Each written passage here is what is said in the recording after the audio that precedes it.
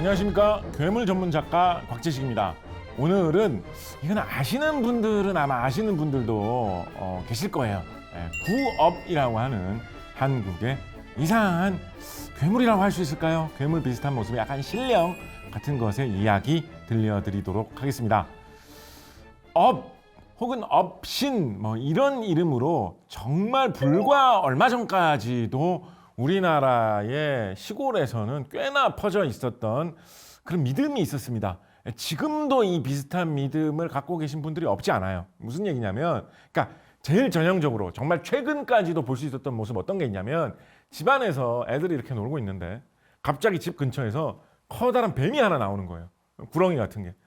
근데 이제 그런 식으로 뱀이 나와가지고 애들이 뱀이다 막 돌 던지려고 하면 동네 어르신들 혹은 그 집에 어른이 나와서 말립니다. 야, 저거 업신이다. 저거 업이다. 해코지하면 안 된다. 놔둬라. 자기가 알아서 다시 돌아가게. 무슨 믿음이었냐면 이게 조선시대부터 쭉 퍼져서 내려오던 믿음인데 그 집에 재물을 관장하는 신이 있다라는 거예요. 재신, 재물복신이 있다라는 거예요. 그래서 그 재물복신이 잘 그 집에서 살고 있으면 그 집에서 사는 사람들이 부유해지고 돈을 벌고 주식 투자하면 주식이 자꾸 오르고 집값도 뭐 오르고 뭐 이렇고, 만약에 그 재물신이 도망가면, 그 재물신이 죽으면, 그 재물신이 그 집을 버리면 투자하는 주식마다 주가가 떨어지고 집값이 내려앉고 갑자기 막 갈 데가 없어지고 일이 안 되고 회사에서 잘리고 이렇게 된다라는 식으로 사람들이 생각을 했다라는 거예요. 근데 이 업신, 재물을 관장하는 이 신은 왠지 모르게 뱀 모습이라고 많이 생각을 했어요. 이게 신기하죠. 뱀 하면 좀 징그러운 동물이라는 생각이 많이 퍼져 있는데, 그런데 그 집에 뱀 모습을 한 신이 있는데 그 신이 잘 돼야지 이 집이 돈을 잘 번다라는 생각이 조선시대에 꽤나 널리 퍼져 있었습니다. 18세기에 뭐 이목구심서 뭐 이런 책들을 보면 그때부터 이런 믿음이 광범위하게 퍼져 있었다라고 되어 있고요. 현대에도 이런 민속이 많이 남아 있어서 지역에 따라서는 업항아리, 업단지라고 해가지고 항아리 같은 데다가 조그마한 독 같은 데다가 안에다가 쌀 같은 거 이렇게 넣어놓고 그걸 잘 덮어놔가지고 요게 어떤 업신에게 바치는 재물이다, 혹은 업신이 요 근처에 깃들어 있다라고 하면서 그거를 집안 어떤 중요한 곳에다가 잘 모셔놓는 이런 형태의 풍습으로 남아있는 경우도 있었다라고 합니다. 굉장히 오래된 민속이면서도 최근까지 이어졌고 전국 각지에 많이 퍼져 있는, 지금도 정말로 시골 마을 같은 데서 갑자기 집 근처에서 뱀 나온다라고 하면 동네 어르신들이 그거 건드리지 마라. 그거 건드리면 재수 없어진다. 이렇게 하는 경우 있습니다. 이 전통이 이어져서 내려오는 경우죠. 뭐하고 상관이 있을까? 현대에 연구하시는 분들은 이 업이라는 말이 불교에서 말하는 업이라는 것과 관련이 있지 않을까 추정하는 경우가 있습니다. 그러니까 카르마라고 하는 거 있죠. 그러니까 뭐 어떤 나쁜 일이 발생을 하면 주변에서 야, 그 네 업이다. 뭐 이런 식으로 하잖아요. 네가 과거에 나쁜 행동을 했기 때문에 그거에 대한 응보를 받게 된다. 그거에 대한 죄과를 네가 받게 된다. 그래서 너한테 나쁜 일이 생긴 거다. 뭐 이런 식의 생각. 업이라고 하는데 광범위하게 퍼져 있었죠. 우리나라의 불교 문화도 뿌리가 깊으니까 그것과 뭔가 관련이 있지 않을까라고 생각을 하는 것입니다. 그게 도대체 뱀하고는 무슨 상관이냐? 사실은 뭐 직접 상관이 별로 없어요. 그래서 어디까지나 추정이고 상상의 영역인데, 업에 관한 우리나라에서 굉장히 오래된 형태의 일화, 내려오는 전설 중에 김상현 교수님이 글을 통해서 소개한 성문자경록 같은 중국 책에 실려 있는 신라의 전설이 있습니다. 그 신라 시대 전설이니까 한 1500년 이상 된 전설이 아닐까 생각을 해볼 만한 전설인데, 신라의 도안이라고 하는 사람이 있었대요. 이 사람이 굉장히 공부도 잘하고 뛰어나고 학식도 풍부하고 지적으로 원숙한 사람이었는데, 이 사람의 문제가 뭐냐? 먹는 거를 그렇게 따졌대요. 그래서 뭐 맛있는 거 이런 거 되게 탐하고, 맛없으면 안 먹고 편식이 심하고, 국수 먹으려고 하는데 국수가 왜 이렇게 불었어? 이러면 국수하는 사람 막 욕하고 때리고 화내고 이런 게 되게 심했대요. 그래서 사람들이 저 사람 참 똑똑하고 좋은 사람인 것 같은데 먹는 거 관련해서는 성격이 왜 저럴까? 진짜 심하다. 수근수근했다라고 하거든요.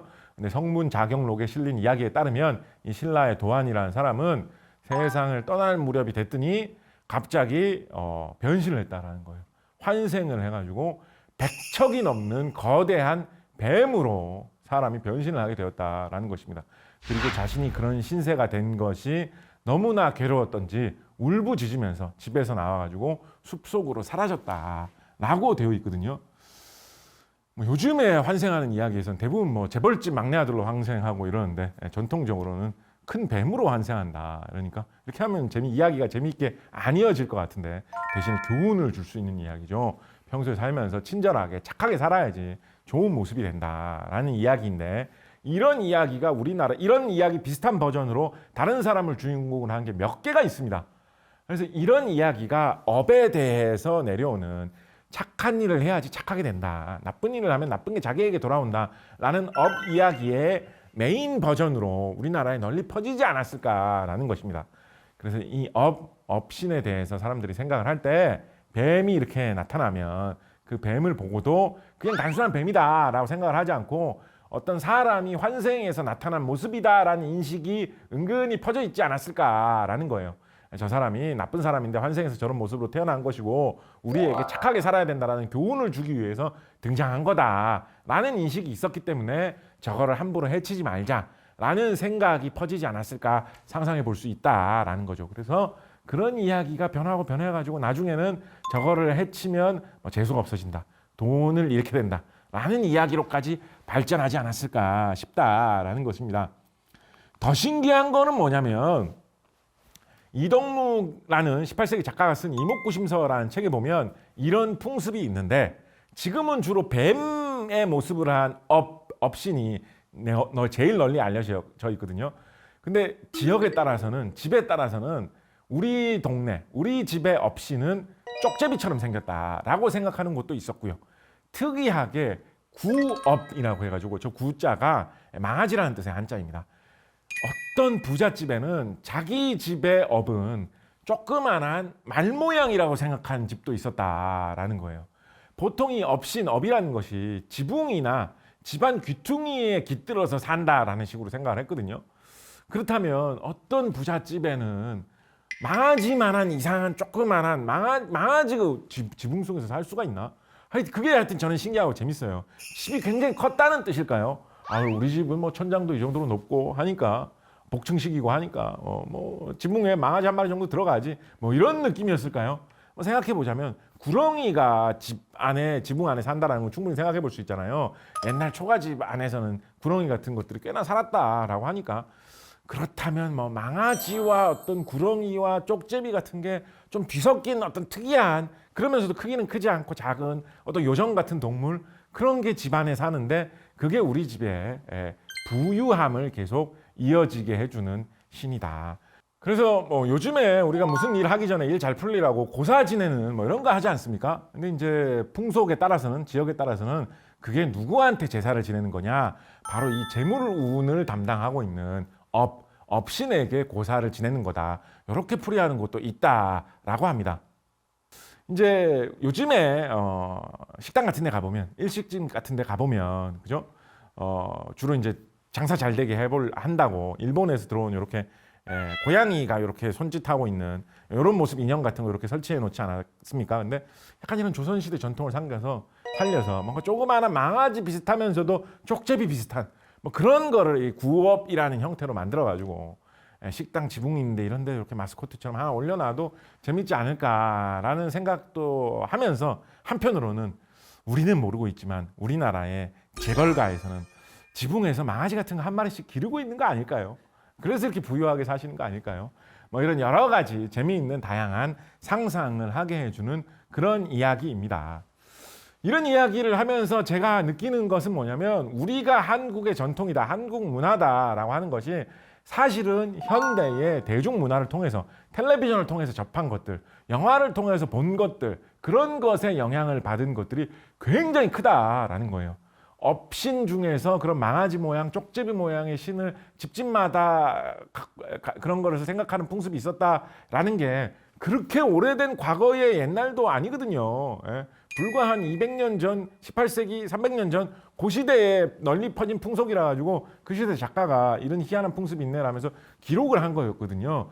근데 그런 이야기조차도 세월이 지나는 가운데 요게 잘 전해지지 않으면 그거와는 다른 영화나 텔레비전에서 많이 다룬 대중문화의 하나의 모습으로 훅 다 퍼져가지고 뭐 조선시대 사람들 뭐 신령이라고 생각하는 거는 다 뭐 이렇게 수염 기름 뭐 할아버지 모습 그런 거 다 신이라고 기도했겠지. 뭐 조선시대 사람들이 뭐 특별히 무슨 재물신 이런 거를 따로 뭐 모신 게 있나?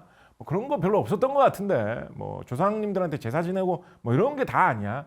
이런 식으로 우리의 전통이지만 우리가 많이 접하지 못한 것은 잊고 지내는 것들이 꽤나 많다라는 것입니다.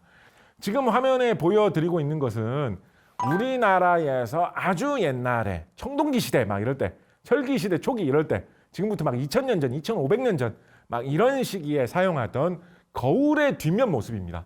저런 기하학적인 무늬를 아주 세밀하게 금속판에 새겨가지고 저런 오묘한 뭔가 반사되는 그 느낌을 교묘하게 이용해가지고 굉장히 좀 현대적인 느낌 나지 않습니까? 그죠? 그런 느낌을 살리는 저런 무늬가 유행했던 시절도 있었다라는 거거든요. 저것도 우리나라의 뿌리 깊은 전통이던 시기가 있었던 거죠. 저런 모습의 거울이 한국의 전통이다, 전통 문화다라는 생각 잘 못하거든요. 저런 것도 발굴해서 되살려보면 저는 저거 보면서 그런 생각 많이 했어요. 요즘에 이제 스마트폰 같은 거 보면 반질반질하게 이렇게 뒷면이라든가 이런 부분이 돼 있는 것들 많지 않습니까? 그런 부분에 약간 저런 느낌의 무늬 같은 거 이렇게 좀 새겨보면 멋있지 않을까. 이렇게 뭔가 되게 대칭 느낌도 좀 나고 이게 그 빛에 반짝이면서 보면 이런 느낌도 좀 재밌을 것 같고 텔레비전이나 자동차 같은 데의 어떤 무늬 같은 걸로 활용해도 좋을 것 같고 여러 가지 방면으로 우리에게 잠깐 잊혀졌지만 조금만 기록을 살펴보면 한때는 우리나라에 많이 퍼져 있었던 우리의 문화 살려서 활용할 수 있는 것도 많지 않을까 생각을 여러모로 해보았습니다. 지금까지 괴물 전문 작가 곽재식과 함께 구업 이야기 알아보았습니다.